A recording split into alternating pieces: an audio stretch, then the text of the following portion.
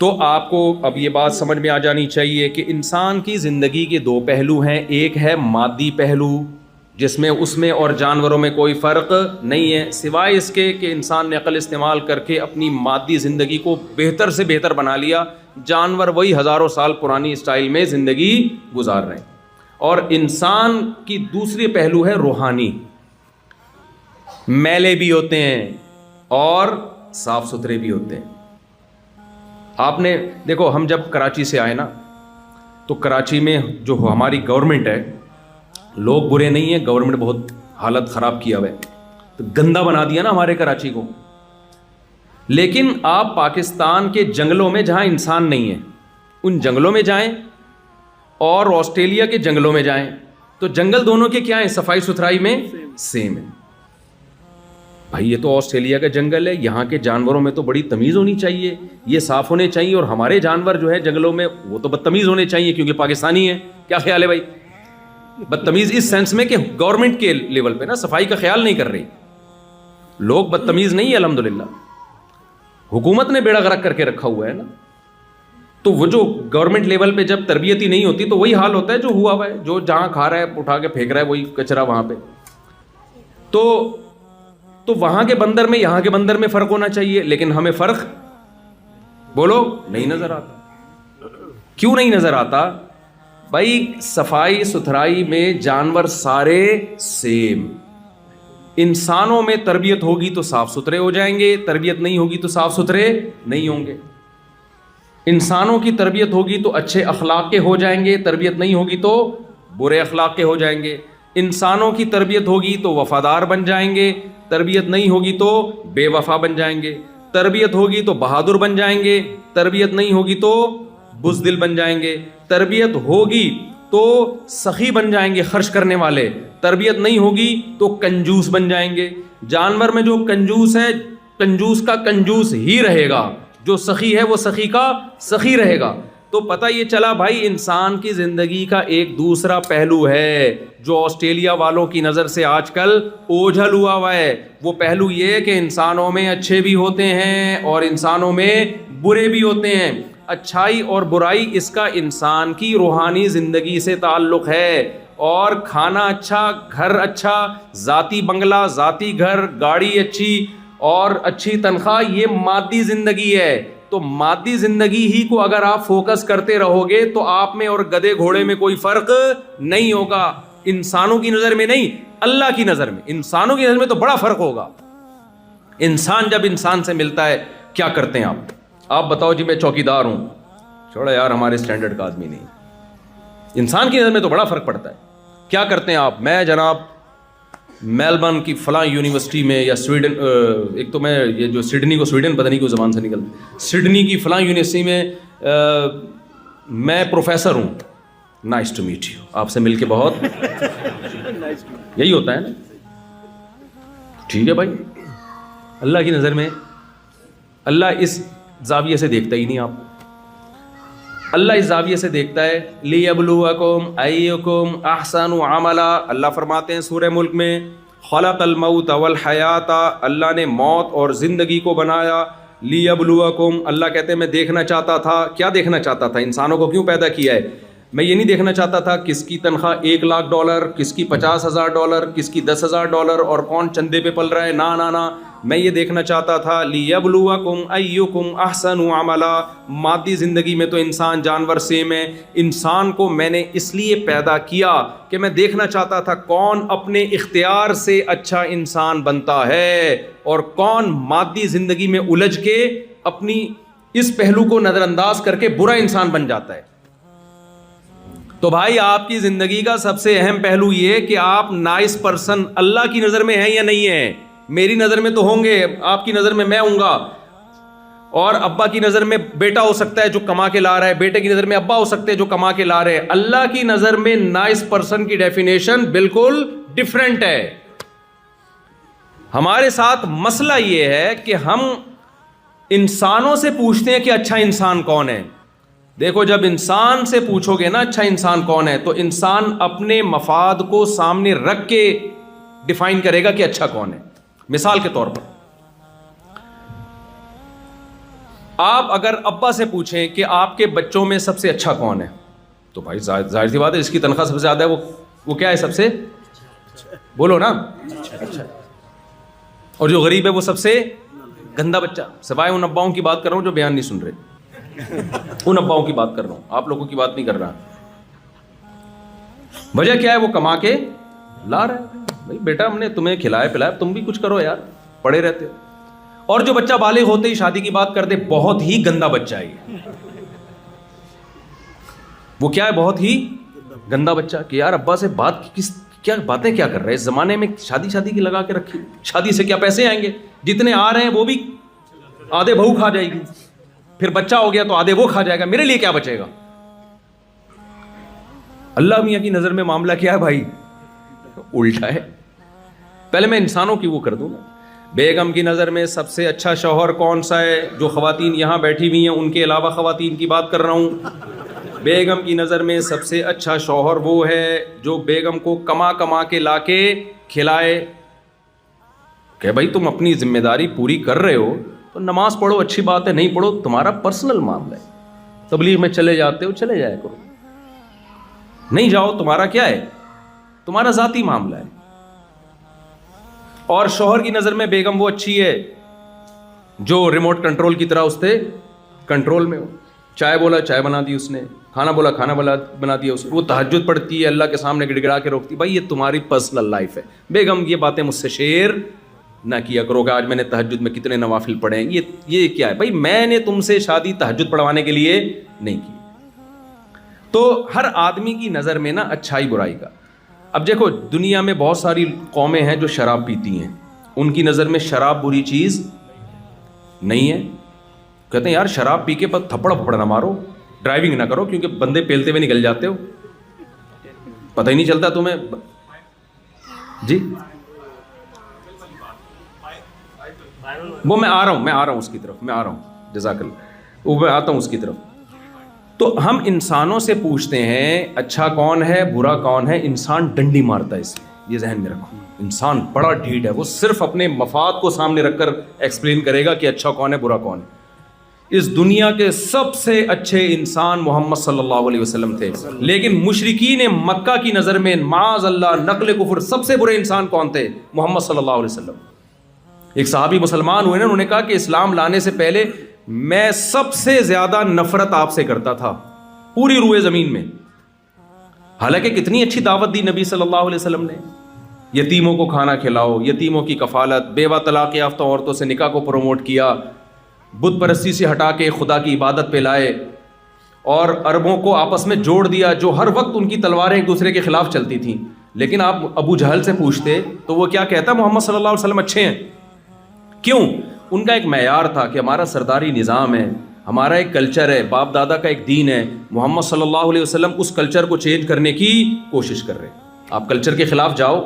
جس سوسائٹی میں پردہ نہیں ہے، اگر کوئی خاتون پردہ کرنا شروع کر دیں تو وہ اچھی سمجھی جاتی ہیں کہ بری سمجھی جاتی ہے؟ بھائی بری. ہمارے گھر کا ماحول خراب کر دیا اس بہو نے. تو جوائنٹ فیملی میں جہاں پردے کا رواج نہیں ہے، دیوروں سے اور جیٹھ وغیرہ سے پردے کا رواج نہیں ہے، کوئی خاتون اگر بیان سن کے اپنے دیور سے پردہ کر لے اور جیٹھ سے پردہ کر لے تو سسرال کی نظر میں بالکل بھی اچھی بولو.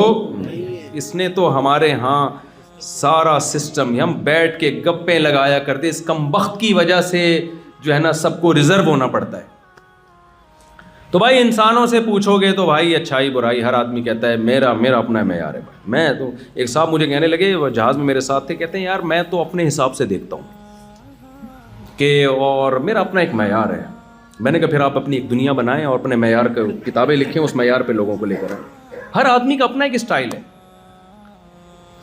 تو بھائی اللہ کے کسی سے مفاد نہیں ہے، ہمیں اللہ سے پوچھنا پڑے گا اچھائی کیا ہے اور برائی کیا ہے. تو میں جلدی سے بات کو سمیٹتا ہوں. تو میں یہ عرض کر رہا تھا انسان کی ایک مادی زندگی ہے اور ایک روحانی زندگی ہے. تو روحانی زندگی کو سدھارنے کے لیے اللہ نے پیغمبروں کو بھیجا ہے.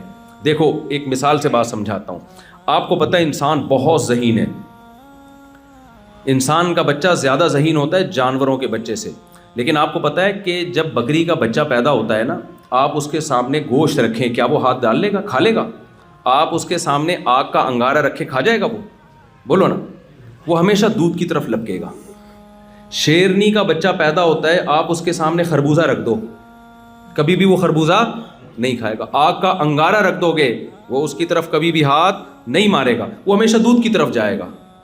لیکن انسان کا بچہ اتنا ذہین ہے, جب پیدا ہوتا ہے نا اور تھوڑا سا سمجھدار ہو جائے, آپ اس کے سامنے آگ کا انگارہ رکھو, وہ اٹھا کے منہ میں ڈال دے گا. آپ اس کے سامنے کوئی غلط چیز رکھ دو, وہ بھی کھا جائے گا. یہ کیا بات ہے یار, یہ ذہین ہے, یہ غلط ٹریک پہ چل رہا ہے, اور وہ بے وقوف مخلوق وہ صحیح ٹریک پہ چل رہی ہے. تو عجیب بات ہے یا نہیں ہے؟ شیر سے پوچھا جائے نا اگر کہ بتا تیرا بچہ ذہین ہوتا ہے یا ہمارا, شیر کہے گا میرا بچہ زیادہ ذہین ہے, تمہارے تو بے وقوف ہیں. انسانوں کو وہ بے وقوف کہے گا تمہیں تو یہ نہیں تمیز کے کھانا کیا ہے اور ایوائڈ کس سے کرنا ہے. تمہارے بچوں کے سامنے گوں لا کے رکھ دو, وہ گوبر بھی کھا جائیں گے. ہمارے بچے کے سامنے رکھ کے دیکھ, کبھی بھی نہیں منہ مارے گا گوبر میں. تو یہ مناظرہ شیر جیتے گا کہ نہیں جیتے گا؟ تو آپ کیسے شیر سے پھر مناظرہ جیتو گے بھائی؟ اگر شیر سے مناظرہ, بلکہ گدھا بھی مناظرہ جیت جائے گا. ہم جب کسی کو بے وقوف کہتے ہیں تو کیا کہتے ہیں؟ گدھا, ایک نمبر کا گدھا ہے, کہتے ہیں کہ نہیں کہتے؟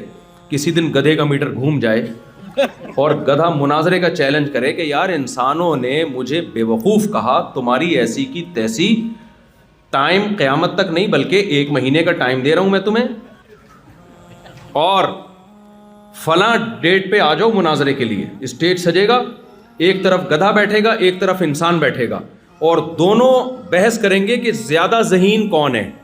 مناظرہ ہوگا دونوں میں. ٹائم ہو گیا, آپ چلے گئے, گدھا بھی اسٹیج پہ آ گیا اور ایک ثالث بن گیا جو نہ گدھا ہے نہ انسان ہے, کیونکہ ثالث تو وہی ہوتا ہے نا جو جس کا دونوں میں سے کسی سے مفاد نہیں ہوتا. کوئی فرشتہ آ گیا, اب دونوں کی ڈیبیٹ شروع ہوئی. آپ نے دلائل دینے شروع کیے کہ انسان جو ہے نا بہت ذہین ہے, دیکھو چاند پہ پہنچ گیا, یہ کر لیا وہ کر لیا. گدھے نے دلیل دی کہ دیکھو میرا بچہ جب پیدا ہوتا ہے نا, اس کے سامنے آگ کا انگارہ رکھو, اس میں اتنی سینس ہے کہ وہ آگ کا انگارہ نہیں کھا. اس کے سامنے گوبر رکھو, وہ گوبر کی طرف ہاتھ نہیں ڈالے. انسان کے بچے کے سامنے گوبر رکھو, کھا جائے گا, کھا جاتا ہے. مائیں ہر وقت بچے کی فکر کرتی ہیں کہ نہیں کرتی؟ وہ گوبر رکھو, کھا جائے گا. اس کے سامنے گرم کھولتا ہوا پانی رکھو, پی کے زبان جلا دے گا. بکریوں کے بچے یہ کام نہیں کرتے, گدھے کے بچے یہ کام نہیں کرتے. اب یہ مناظرہ چل رہا ہے, گدھے نے بہترین مثال دے دی. اب بتاؤ آپ کے پاس مناظرہ جیتنے کا کوئی راستہ ہے؟ بولو نا. میرے دماغ میں ایک بات آ رہی, آپ کیسے, اگر نہیں ہے تو پھر اس کا مطلب آپ میں اور اس میں کوئی فرق. یہ مذاق ہے, اس کو حقیقت نہ. لوگ کلپ نکال لیتے ہیں, مفتی صاحب نے آسٹریلیا والوں کو وہ کہا ہے, میں نہیں کہہ رہا, مذاق کر رہا ہوں. تو گدھا تو جیت جائے گا مناظرہ. اس لیے کہتے ہیں مناظرے میں نا علم سے زیادہ کھوپڑی کا استعمال ہوتا. تو بھائی آپ گدھے کو یہ جواب دیں گے, ہارنے کی ضرورت نہیں ہے ورنہ بہت بےزتی ہوگی. پھر گدھوں میں جو بے وقوف ہوگا نا گدھا, لوگ اس کو انسان کہیں گے. ابے انسان ہے کیا, گدھا بن گدھا. پھر لوگ یہ, اگر آپ مناظرہ ہار گئے نا اسٹیج پہ تو گدھا پھر گالیاں دے گا, اوے انسان ہے کیا, بالکل وسیم لگ رہا ہے, بالکل غفار لگ رہا ہے, تو کمبخت, گدھا بن گدھا. آپ مناظرہ نہ ہاریں, آپ اس کو جواب دیں گے. بھائی بات یہ ہے کہ دیکھو یہ بات تو طے شدہ ہے کہ انسان ذہین ہے. اگر ذہین نہ ہوتا تو گدھے تو بتا تو نے کیا ایجاد کیا؟ تیرے اوپر انسان صدیوں سے بیٹھ کے آ رہا ہے, تو اپنی کوئی یونین نہیں بنا سکا, کوئی احتجاج ریکارڈ نہیں کرا سکا کہ میں بھی آخر ایک مخلوق ہوں, یہ کیا ہے مجھ پہ اتنا لوڈ ڈال کے تم لوگ ہر وقت جا رہے ہوتے ہو, اور جب بڈھا ہو جاتا ہوں تو بالکل نظر انداز کر. اپنے بوڑھوں کے لیے تو اولڈ ہاؤس بنا لیے تم نے, میرے لیے تو کچھ بھی نہیں ہے. تو گدھا ہے, گدھا ہی رہے گا, باتیں نہ کر زیادہ. ہم نے یہ جہاز بنائے, ہم نے دوائیں ایجاد کی, ہم نے کتنے ہاسپٹل بنائے, ہم نے سیاست میں کتنا آگے بڑھے, اور ایک آرگنائزڈ قومیں ہیں ہماری.